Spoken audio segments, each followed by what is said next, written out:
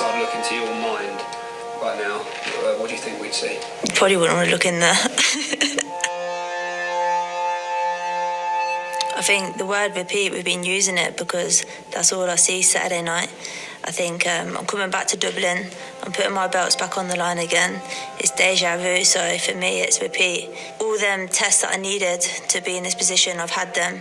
And I think that's what makes me cool, calm and collected again, and even more so in this fight. This is an amazing opportunity. Not every fighter has the second chance of things, and I have a second chance here, and I'm just so excited to be stepping in there again, and I have a chance to rectify things from the last fight, and this is very, very exciting for me. The highs are high, but the glory from these fights only lasts a moment as well. There's so much more to life, I think, as well. But absolutely, the wins are very, very important. And when you're preparing for a fight, it becomes the most important thing in your life. You become obsessed with the fight when you are training for it. For those few months before the fight, all you're thinking about is that one opponent. All you're thinking about is obviously just getting your hands raised at the end of the night. As much as I would have liked the fight to have been in a different country, because obviously I'm coming back to Dublin when Kate's challenging me for my belts, I did want the rematch to be anywhere else, but when I look at it now, I think the pressure's on Katie again. Katie's got the whole of the country backing her, and that pressure's on her again because she's not just coming up against someone who's here to lose, like I'm coming to win, and I showed that in May, and this time I'm coming in bigger, stronger, fitter, fresher, and I think I'm improving as well. I think I'm improving in every fight, so I think all the pressure's on Katie's side.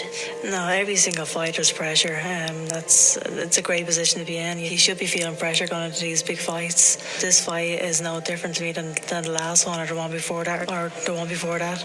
You know, every single fight matters. Pressure is a privilege. Pressure is a privilege, she says, but this is a huge night for her.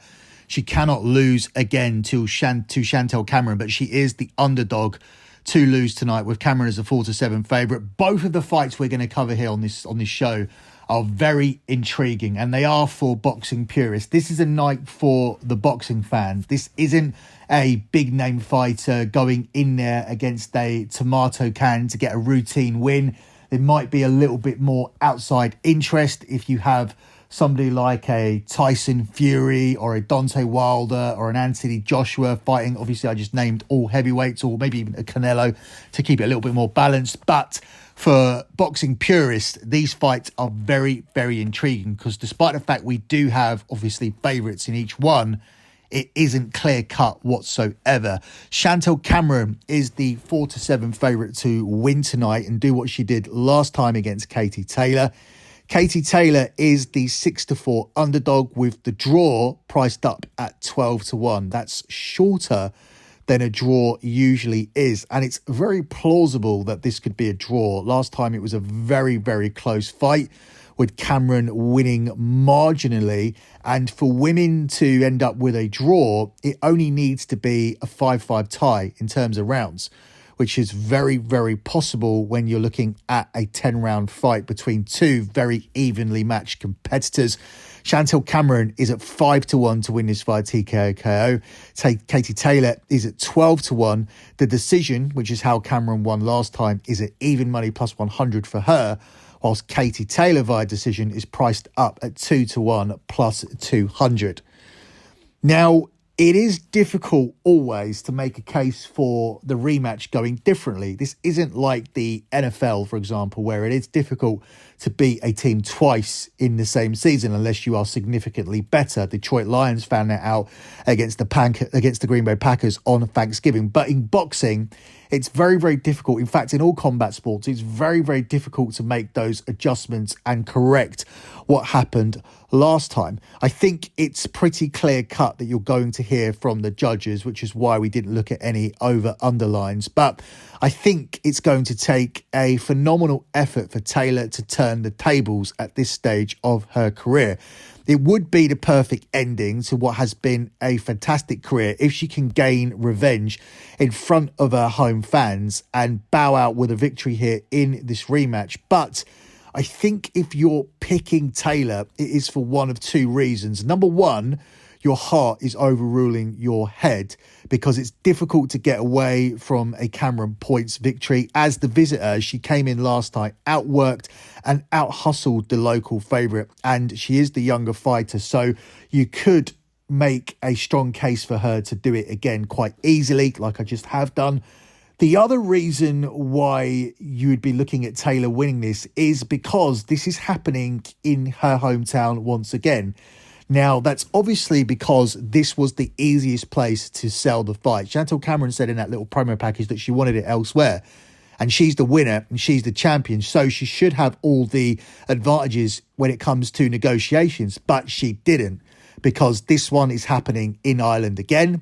And that is because Katie Taylor is the draw. And very often the draw in boxing will get the edge in front of the judges. When rounds are close, you'll usually give it to the person who's considered to be the A side. And this is one of those rare instances where, despite the fact the champion's name is first and that's supposed to be the A side, everybody knows, everyone in their dog knows that Katie Taylor is the selling point here. So if the rounds are close, you can certainly make a case for Katie Taylor getting those rounds. So logically, if you're looking at this with your head and only your head, you would say that the younger woman does what she did last time, and there is some value on her at even money plus 100.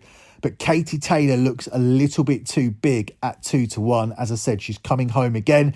This is likely to be her final fight. It's in her hometown. She lost narrowly last time. If she can make those adjustments, she could end up getting her hand raised. And I think Katie Taylor is one of the few people who can make those adjustments. She's not ridiculously old, so we're not looking at a person in their late 30s or early 40s trying to make the adjustments. We're not looking at someone who people are clamoring to retire and are saying that they're fighting on too long. In fact, that's probably the opposite way that people are looking at Katie Taylor at the age of 37, with only 23 fights under her belt, winning 22 of them, 6 by knockout, and all the others came via a decision, with just that one loss to Chantelle Cameron last time out. So I think there is a chance that Katie Taylor can get it done. I think the value is on her here at 2-1 plus 200.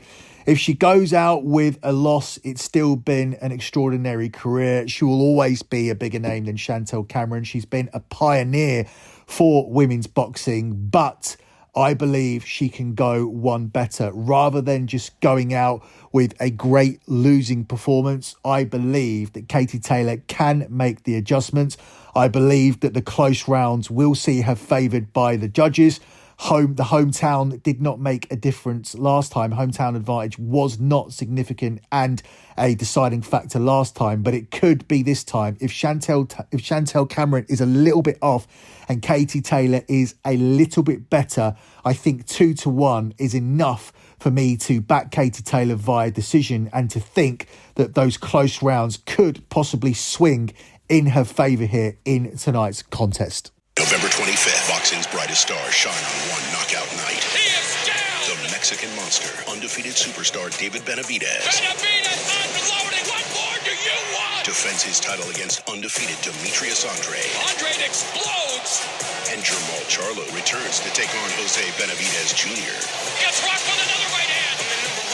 David Benavidez versus Demetrius Andrade and Jermall Charlo versus Jose Benavidez Jr. Saturday, November 25th, live on pay-per-view. Benavidez versus Andrade is up next on a very, very stacked card. It's probably worth watching all of this one if you're not going to be watching WWE Survivor Series instead, because we also have, as just mentioned, Jermall Charlo versus Jose Benavidez Jr. on this card as well. But we're going to concentrate on the main event, where David Benavidez is the 1-3 minus 300 favourite to get his hand raised.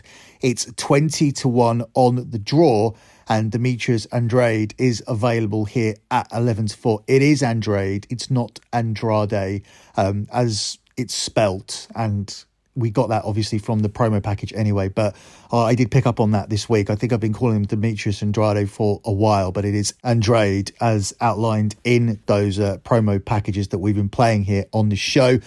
The method of victory market sees Benavidez at 5-4 to get it done via TKO KO and at 6-4 via a decision, which is the way that he did defeat Caleb Plant in his last fight.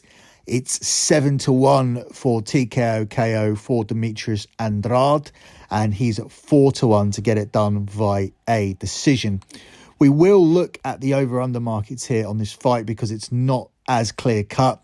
Under 10 rounds is at 11-8, with the 10th round or over coming at 8-15. Under 11 rounds is at 6-5, with 11th round or over priced up at 8-13.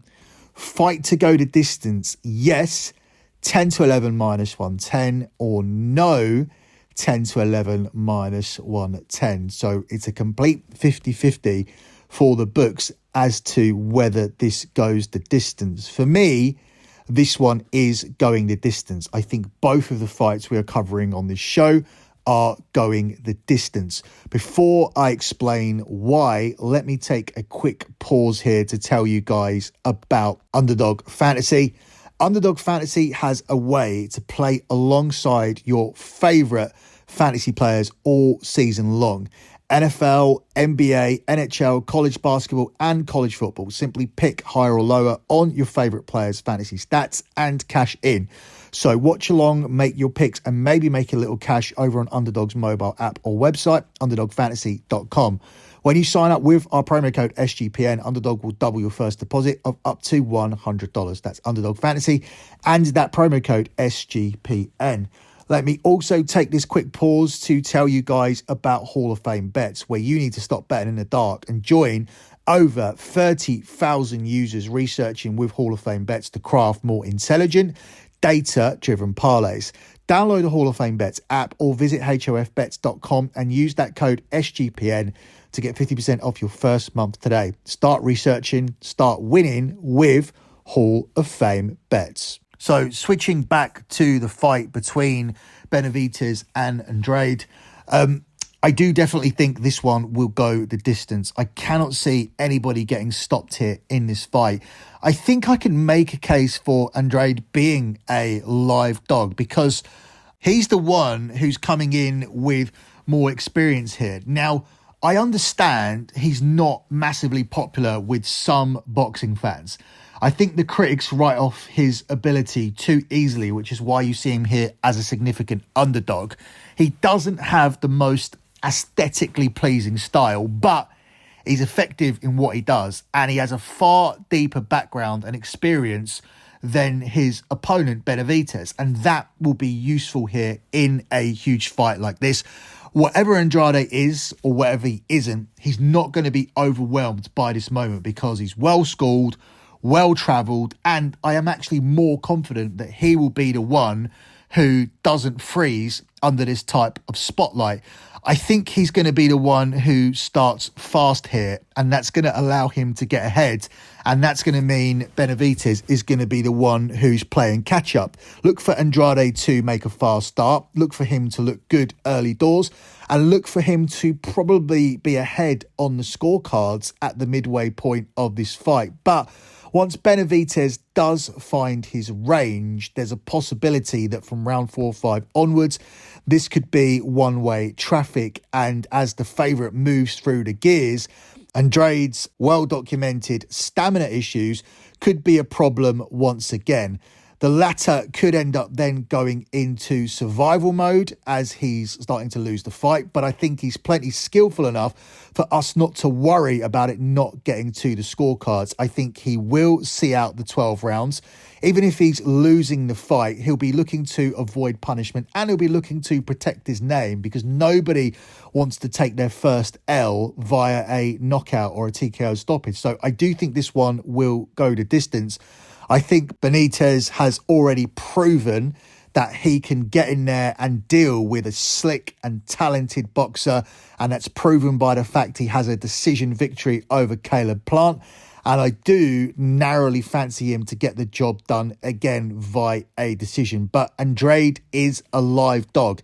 He has a definite path to victory here. When I was researching this fight, I saw a lot of people picking Andrade to win the fight, and that doesn't fill me with confidence, especially when you're looking at the fight to go the distance at 10-11 minus 110, which offers you either winner, and you're only upgrading to 6-4 plus 150, actually picking a side here. So if you're asking me to pick a winner, I would lean Benavidez. I do think he's the right favourite, but I think he's too short of a favourite, as Andrade does have a path to victory. So I'm going to sway away from picking the winner, and instead I'm going to just take the fight to go the distance. I'm going to take the fight to go the distance. Yes, that's going to be my lean for this fight. In fact, that is going to be the lock on this show.